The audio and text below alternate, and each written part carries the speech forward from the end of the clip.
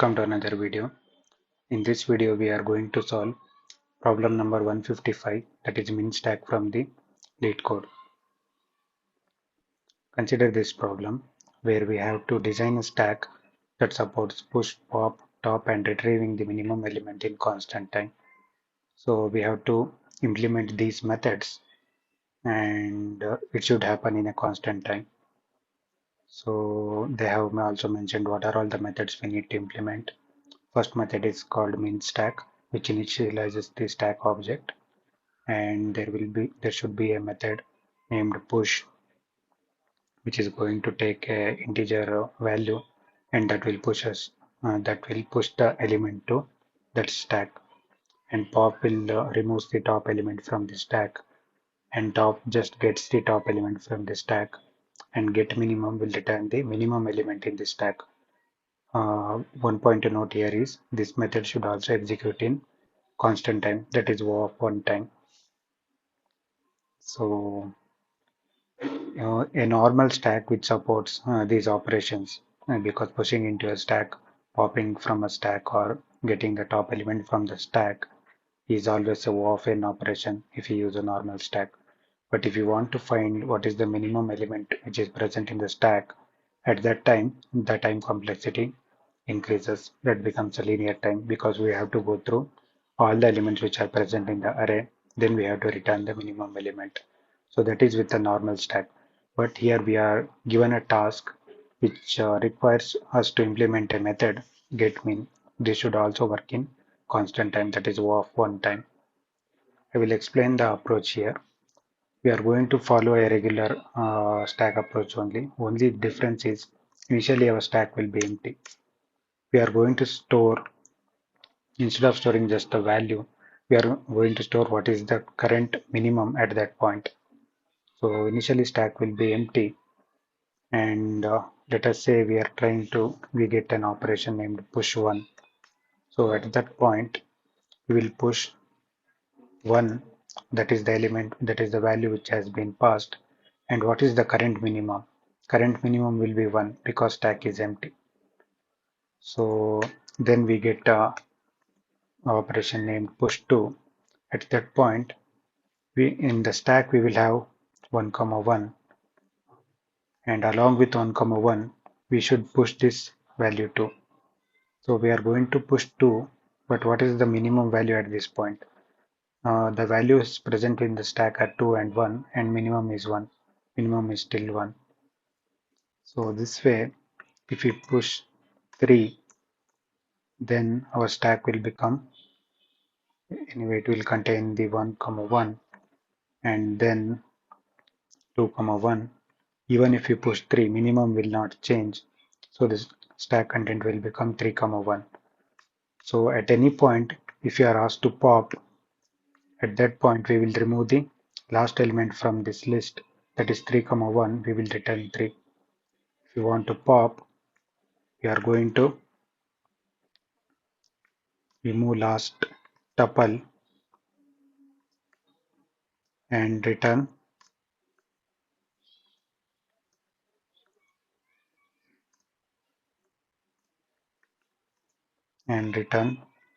first value in the tuple. So that is how we are going to perform the pop. So let us say if we get another operation named push -1. If we pop the element here, then what will be the stack content?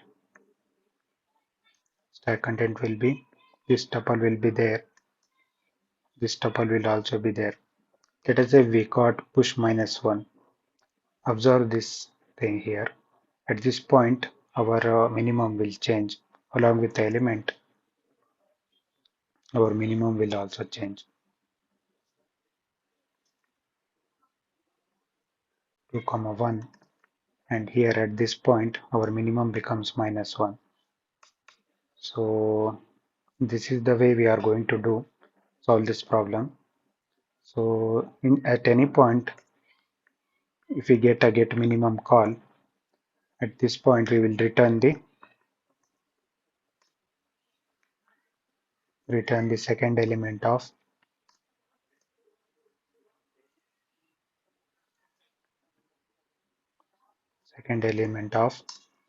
last tuple stored in the list. So this returning the second element of the last tuple stored in the list. This operation is also O of 1. So we are doing pop operation in O of 1 time, and we are doing push operation in O of 1 time, and we are also doing get minimum operation also in the O of 1 time, that is constant time. So we just have to implement this function. We will use a list to implement these functionalities. Let us go through these methods one by one. So they're saying this will be the uh, class name, that is min stack. Whenever they call this min stack, init function will be executed in turn. So we are going to declare a list which is going to store all the tuples. I'm going to initialize it to empty list, and then what do we need? I think values is enough. Let us see if we need something else. If you want to to a push to the stack, the operation is very simple. We will check whether if len of self dot values, if len of self dot values, that is whatever the tuple stored in the array, if there are some elements in the array, then we need to check with the last element. So we will check current minimum. Current minimum will be our current minimum will be second element of the tuple, that is the last. We should get the last index. We will get the last index len of self dot values minus 1. This is the last index, and our current minimum of the stack will be self dot values of last index of 1. So this is our current minimum. If our value, whatever the value that we are trying to push, if value is less than current minimum, at this point we should push.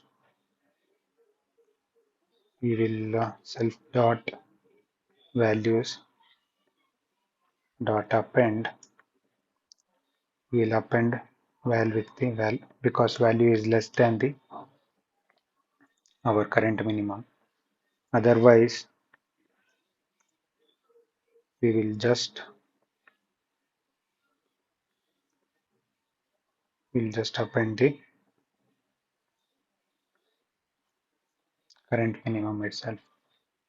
So this is the approach if there are some elements in the array. Otherwise, let us say if there are no elements in the stack, at that time we will just append whatever the value we are getting. That will be the minimum, and that will be the value. Okay, this is the push operation.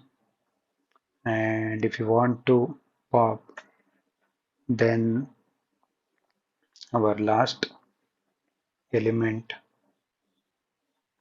will be equal to last element, and minimum will be equal to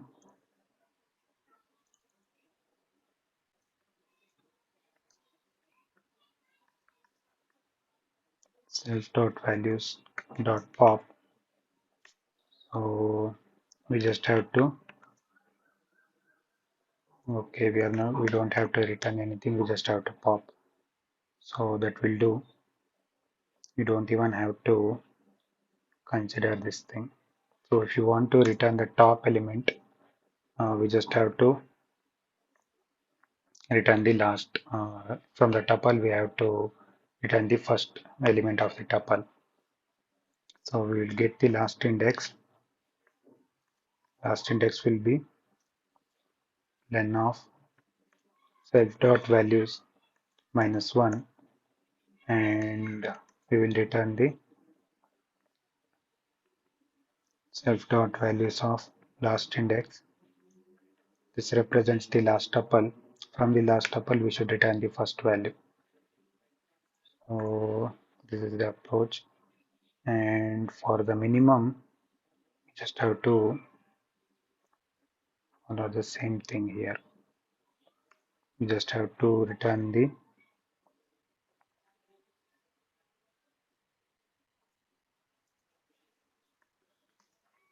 first element from the last tuple. So this is the approach we are going to follow, and let us see if it is passing the initial test cases or not. Okay. Okay. Instead of append, I have directly returned this thing.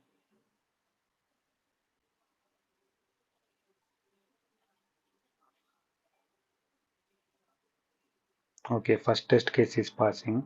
Let us submit this solution and check whether all the test cases are passing or not. Yes, as you can see here, this solution is passing all the test cases. We are just maintaining a list, but instead of just storing the value, we are storing the current minimum also. You just have to be careful while pushing new element to the stack, because there is a possibility that whatever the value we are trying to push, that value may be lesser than the current minimum which is present in the stack. That time we have to push value comma val. Otherwise, we just have to keep the last element minimum as the same thing. So I hope you like this approach. If you are interested in learning more about data structures and algorithms, consider subscribing to this channel.